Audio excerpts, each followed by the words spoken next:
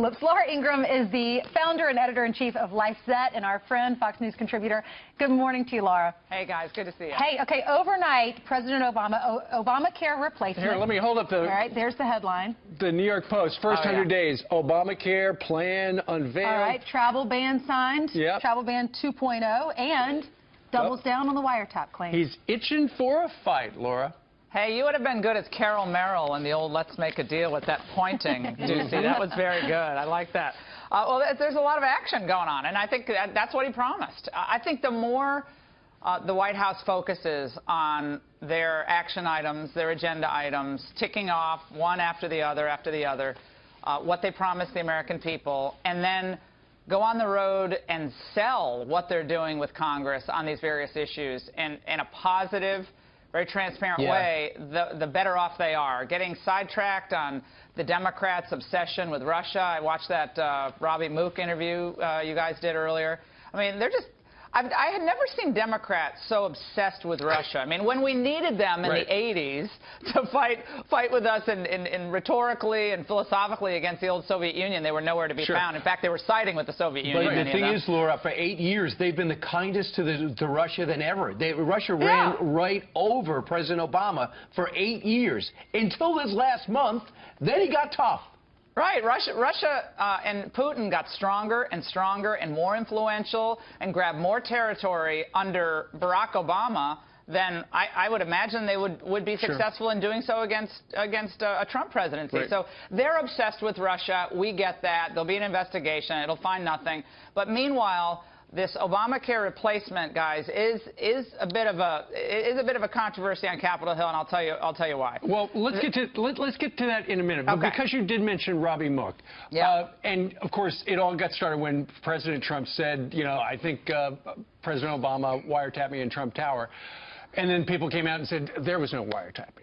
Well, when we had Robbie Mook on, he actually admitted, and he's the Democrat who was in charge of her campaign, that they are and did wiretap the Russians and invariably the Trump people as well. Listen to this.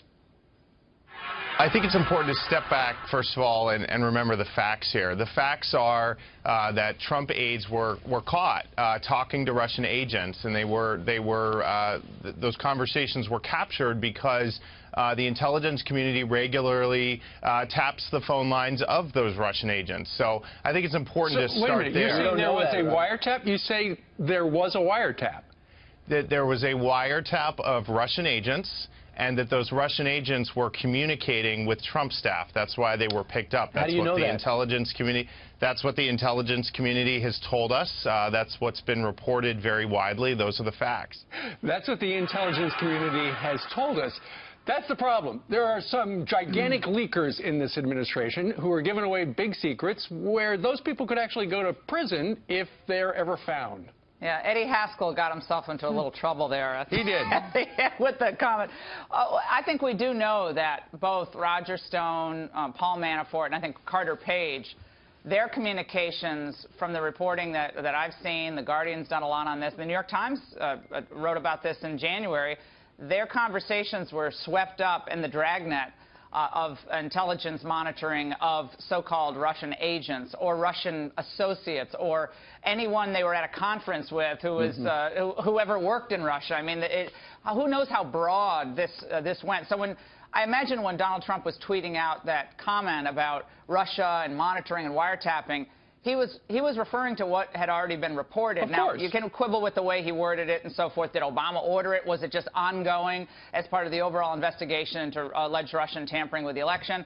We don't know. But getting back to the main point, I think a lot of this, people's eyes glaze over on this Russia story. We'll find out more as time goes on. But meanwhile, the administration and Republicans, you know, time is ticking away. They're halfway through first 100 days, and now they're putting points on the board. They fixed the executive order. They had a great rollout of that with Kelly, with Sessions and Tillerson. It's the way it should have been done initially, frankly.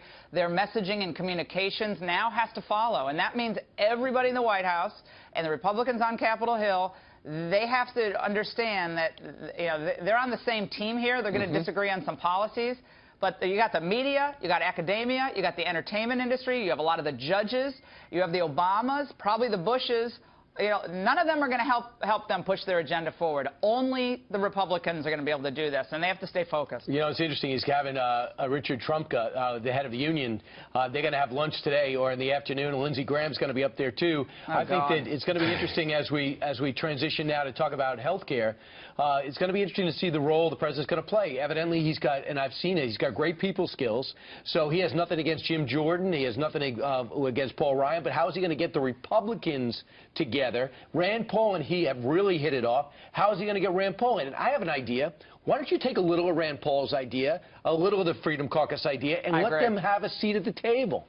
I think you're making a great point. And Brian, what many people are not pointing out today yet is that the Trumpism of the health care reform, the Trumpiest parts of it, were transparency in pricing, competition across state lines, and even on the edges, repealing the McCarran-Ferguson Act, which gave insurance companies antitrust insulation protection. Where is that in this plan? I don't see any transparency and control of the skyrocketing prices of health care. I certainly don't see the competition across state lines.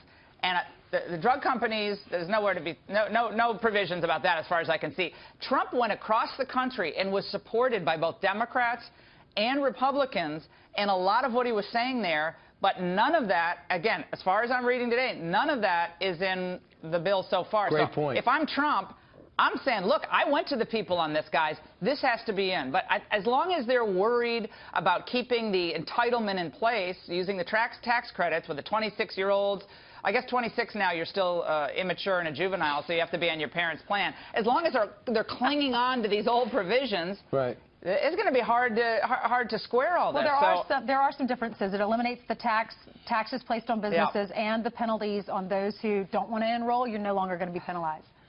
That is good, but again, the skyrocketing cost of health care, I don't believe is dealt with in this legislation, and I think. Again, what Trump said at every debate and at almost every speech is across state lines are going to compete. We're going to have more transparency, and the drug companies are going to have to do some competitive bidding like they do with the OECD countries. So we get lower prescription drug prices. None of that's in this. Yeah, I was shocked to see that the across state lines wasn't it either, but maybe to come. A lot of lobbying goes into this. Yeah, you don't want to see how the sausage contrary to what is people made. think. Yeah. We had Carly Shimkus on a couple of minutes ago, and she was talking about how in Alexandria, Virginia, which is just across the river from where you're sitting, apparently 300 teachers, female teachers, are going to not show up for work tomorrow because it is Day Without a Woman Day to protest President Trump. They've already called ahead and said, look, we're not showing up. So they've canceled school for everybody because they're taking off. Chapel Hill, North Carolina, too, Laura. Guys, everything in our society today has taken on a political tint.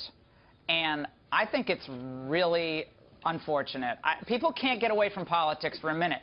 Kids go to school to learn. If people want to protest on their own time, they can do that. But I find this to be just another example of the left having burrowed into the academic establishment from the administrators on down, and conservatives kind of either afraid to speak out, parents are afraid to speak out, or the few conservative teachers that are there in the public schools are afraid to speak out. I think this is appalling. I mean, how about a day without thinking? How about a day without critical thinking? How about a day without freedom of real expression in the public schools? You should hear the horror stories I'm hearing from a lot of schools in the D.C. area. People just afraid to speak out on issues because of what will happen to them. So I think we have a lot of without's already in the public schools. You're not against the protest. You're saying do it on your own time. You are an educator. And now you're taking a, quote, personal day to protest, and they're doing it because they want to shut down the schools, and then they want to come in the next day and tell the kids how noble and how viable this protest is and what they should learn from it. Yeah, this is all going to be a teachable moment the next day in school, and I find it both juvenile and depressing, frankly. But everyone's got to speak out. I hang out in a lot of all-male locker rooms and a lot of all-male places. We do not need to be reminded of the importance of women. Yeah, exactly. I speak for all men. We think women are important. Please work. What all-male places are you going to? Right. Just trying to emphasize a point. But we have men and women locker rooms. You go in there, just see men, we talk about women.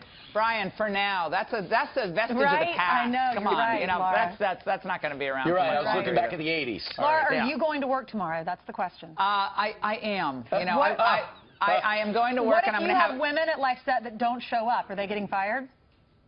I don't know. I mean, I guess we'd have to take that under advisement. All right. I don't. You know, we all take our jobs very seriously, and at LifeSet, Right. and I don't think we have anybody at what? LifeSet who would do that. Just call the temp agency, say, send me a man. Yeah, I mean, it's like the Reagan air traffic controllers. we got to just fire him and move on. Yeah. So we got a lot of people who want work. That's all I can say. A lot of unemployed You're teachers out there as absolutely well. All right, go run your radio show and LifeSet as well. Good to Laura see you Ingraham, guys. we'll Thank see you, you next Laura. week.